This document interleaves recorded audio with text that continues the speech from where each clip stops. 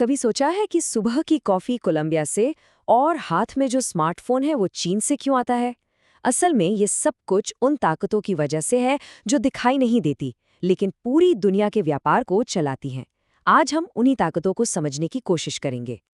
पीके सिन्हा की ये बात कितनी सही है। हम इन ग्लोबल प्रोडक्ट से इस कदर घिर गए हैं कि इनके पीछे जो एक पूरा कॉम्प्लेक्स नेटवर्क काम कर रहा है उस पर हमारा ध्यान ही नहीं जाता। ये हर जगह है, हमारी सुबह की चाय से लेकर सड़कों पर दौड़ती गाड़ियों तक। तो बड़ा सवाल यही है कि आखिर पर्दे के पीछे कौन है? क्या चीज तय करती है कि ब्राजील कॉफी बेचेगा और जर्मनी कारें? चलिए इसी पहेली को सुलझाते हैं। ठीक है, तो आज की हमारी चर्चा का रोडमैप कुछ ऐसा रहेगा। हम शुरू करेंगे सबसे बुनियादी सवाल से कि देश आपस में व्यापार करते ही क्यों हैं। फिर हम उन इकोनॉमिक फैक्टर्स को देखेंगे जो इसे चलाते हैं, करेंसी के असर को समझेंगे, सरकार का क्या रोल है ये जानेंगे, और आखिर में इन सबको जोड़कर एक पूरी तस्वीर देखेंगे।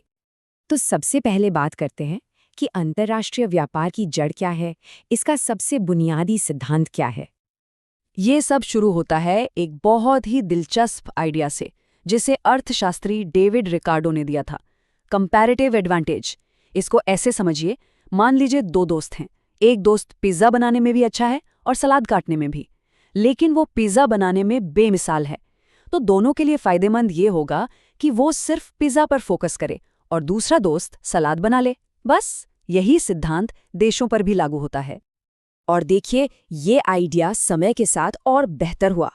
मतलब बात सिर्फ ये नहीं है कि कौन सबसे सस्ता बना सकता है, बात ये है कि कौन किसी एक चीज को दूसरी चीजों के मुकाबले ज्यादा कुशलता से बना सकता है। ये एक छोटा सा लेकिन बहुत जरूरी फर्क है जो हर देश को इस ग्लोबल खेल में हिस्सा लेने और फायदा उठाने का मौका देता है। तो अगर कंपैरेटिव एडवांटेज ट्रेड का इंजन है, तो मैक्रो इकोनॉमिक फैक्टर्स वो पेट्रोल और सड़क के हालात हैं जो ट्रेड की रफ्तार और दिशा को लगातार बदलते रहते हैं।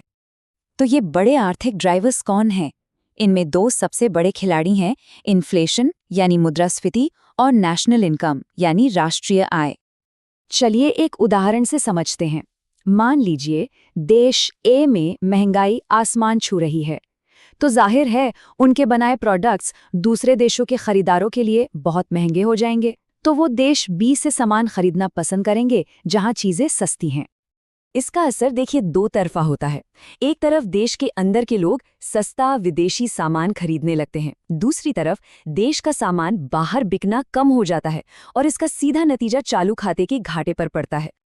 और ये तो काफी सीधी सी बात है ना? जब देश की इकोनॉमी बढ़ती है, लोगों के पास ज्यादा पैसा आता है, तो वो ज्यादा खर्च भी करते हैं और इस खर्च में अक्सर विदेशों से मंगाई गई चीजें भी शामिल होती हैं। अब आते हैं एक ऐसे फैक्टर पर जो हर पल बदलता रहता है और जिसका ग्लोबल ट्रेड पर बहुत बड़ा असर पड़ता है, करेंसी एक्सचेंज रेट्स। इसको ऐसे सोचिए, जब रुपया मजबूत होता है तो विदेश घूमना या बाहर से सामान मंगाना सस्ता लगने लगता है। इसी तरह एक मजबूत करेंसी से इंपोर्ट सस्ता हो जाता है और इसका उल्टा भी उतना ही सच है। जब करेंसी कमजोर होती है तो उस देश के प्रोडक्ट्स बाकी दुनिया के लिए एक तरह से सेल पर लग जाते हैं, जिससे एक्सपोर्ट को बढ़ावा मिलता है। लेकिन यहाँ एक पेंच है। ऐसा नहीं है कि करेंसी कमजोर हुई और जादू से सब ठीक हो गया। असल में हालात सुधरने से पहले अक्सर और बिगड़ जाते हैं। अर्थशास्त्री इसे जे कर्व इफेक्ट कहते हैं। सोचिए किसी देश की करेंसी अचानक कमजोर हो गई तो फौरन क्या होगा? जो इंपोर्ट्स पहले से ऑर्डर किए हुए हैं उनके लिए अब ज्यादा पैसे चुकाने पड़ेंगे। इससे व्यापार घाटा घटने के बजाय और बढ़ जाएगा। फिर धीरे धीरे जब दुनिया को पता चलता है कि इस देश के एक्सपोर्ट्स अब सस्ते हो गए हैं, तब जाकर एक्सपोर्ट बढ़ता है और घाटा कम होना शुरू होता है। ये ग्राफ पर एक जे जैसा आकार बनाता है। अच्छा, इन आर्थिक ताकतों के अलावा एक और बहुत शक्तिशाली खिलाड़ी है मैदान में, सरकार। सरकारें अपने नियमों और नीतियों से खेल को कभी भी बदल सकती हैं। सरकारों के हाथ में एक पूरा टूल किट होता है जिससे वो ट्रेड को बढ़ावा दे सकती हैं या फिर उस पर लगाम लगा सकती हैं। टैरिफ, सीधी सी भाषा में कहें तो ये इंपोर्ट पर लगने वाला एक टैक्स है।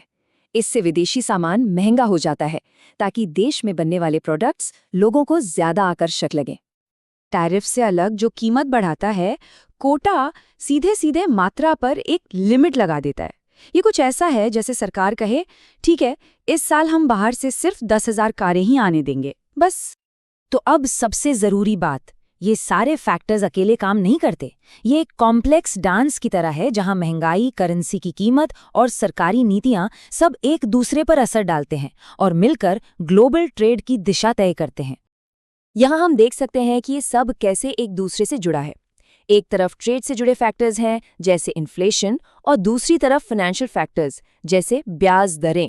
ये दोनों मिलकर एक ऐसा कॉम्प्लेक्स फीडबैक लूप बनाते हैं जो आखिर में तय करता है कि किसी देश का व्यापार संतुलन कैसा रहेगा।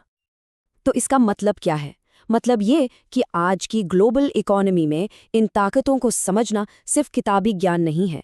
ये बिजनेस, इन्वेस्टर्स और यहाँ तक कि पॉलिसी बनाने वालों के लिए भी बहुत ज़रूरी है ताकि वो बेहतर फैसले ले सकें। और ये सब हमें एक बहुत ही बड़े और मुश्किल सवाल पे लाकर खड़ा कर देता है।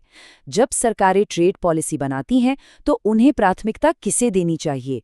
देश के उत्पादकों और उनके कर्मचारियों को, या फिर देश के उन उपभोक्ताओं को जिन्हें सस्ते सामान से फायदा हो सकता है? ये एक बहुत ही नाजुक संतुलन है जिसका कोई आसान जवाब नहीं है।